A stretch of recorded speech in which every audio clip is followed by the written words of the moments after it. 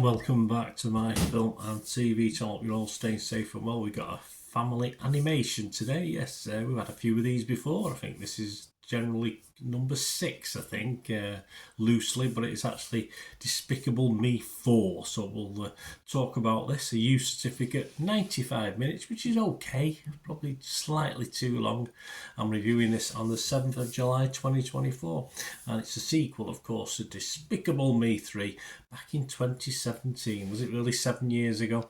And the 4th main instalment, but the 6th overall in the Despicable Me franchise. Yes, how much longer will it go on? Well, we'll have to see based on this one. Directed by Chris Renault, co-directed by Patrick Delage in his feature, co-directing directorial debut.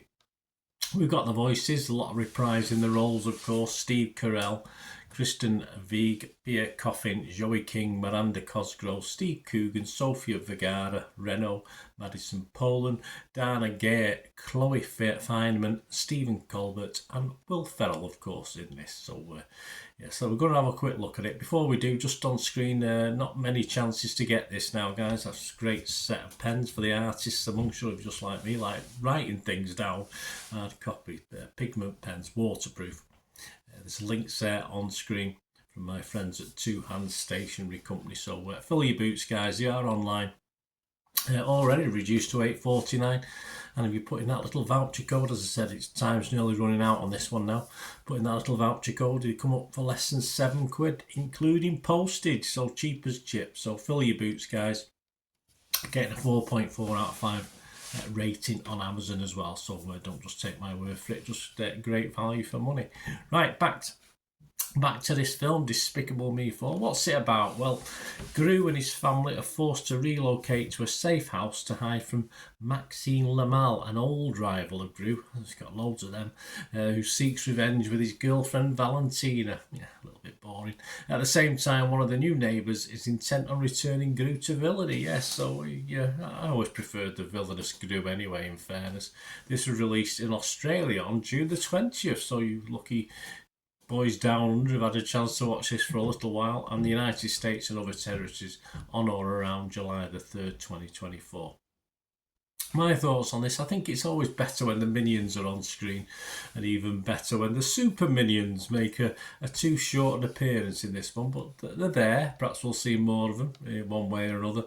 Gru Jr. adds a bit more watchability to an often, now for me, underutilised and let's say more mundane Gru these days. I suppose if it isn't broken, why change it? But the format is perhaps becoming a bit repetitive and a little bit safe, certainly for the more seasoned watcher. But still, overall, it is good family entertainment.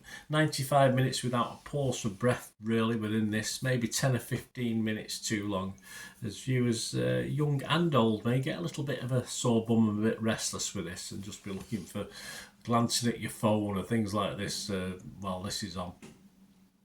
Older sufferers, of course, or sorry, enjoyers, not sufferers, you'll find a very, very, very thin been there before plot for this one, dotted with some odd funny moments, as I said, mainly due to the minions element for me, and the kids are alright as well, of course. Yeah, so perhaps give the franchise a rest for a little while, perhaps, if not forever, who knows. But I will score it positively. I'm going to be fresh on Rotten Tomatoes, I'm going to be positive on Metacritic, and I will give this a watchable, because I said it's good fun for the family, and you don't get that much of that these days, do you? So I'm going to give it my steady watchable 6 out of 10.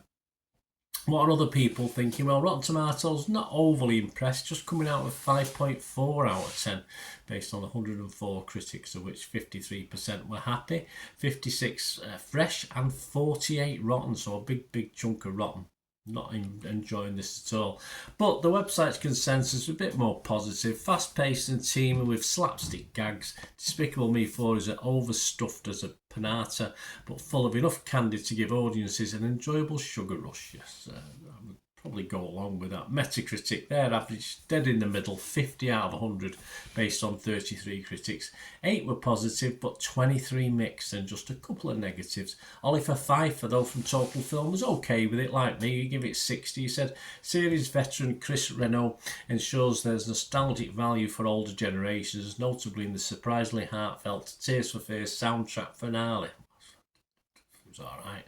The addition of the cunning Gru Jr. prove a deft move too. The father-son bonding, tormenting scenes bring a fresh and at times touching dynamic to proceedings, as expected, I suppose. But Barry Levitt from Empire didn't like it very much. He only gave it 40 out of 100. He said it looks fantastic, always does. Gru is still lovable, yeah, sort of. And smaller viewers will be engaged enough, but Despicable Me 4 stalls in its overstuffed plot and its lack of an interesting narrative. So, not overly convinced. Rotten about the audience. Well, the audience are generally okay. The Rotten Tomatoes audience love it. Only about 50 reviews, though. 4.5 out of 5 at 90% positivity, so that's good. Metacritic users a little bit less, 6 out of 10, bit like me, all their users. And Internet Movie Database that we always finish on, 4.8k.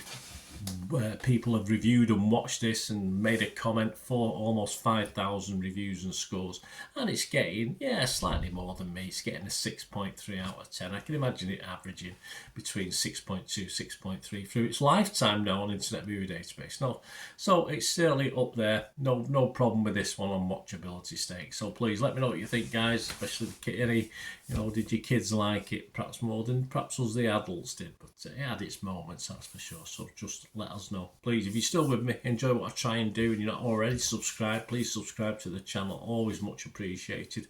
Press that notification button, and if you do look through the channel, see stuff on my football team, Manchester City, as well. So again, any interest, have a look. If you know someone who might be interested, if you're not, please give them a kick in my direction. I'm always grateful. And of course, going forward, as an individual or an organisation, if you're interested in supporting this channel and my football side as well, just let me know. Just message me and sponsor or support the channel in any way whatsoever, and we can have a chat. So message me through YouTube on this channel, or of course through my various socials where I post loads of stuff on football, film and TV. I'm on X and TikTok at the same address, at Bernard_Deneen. I'm on Facebook at Bernard. Well, you can just drop us an email, guys, and we can have a chat about how it can help out the channel, and how I can help out you, even more importantly. So there you go, guys. Let me know your thoughts on this film, and anything to do with film and TV. I'm always willing to listen to what your thoughts are, and we can have a chat on this. Thanks for watching, guys. Until we meet again, only ever ask one thing, don't we? Please stay safe, everyone. Bye for now.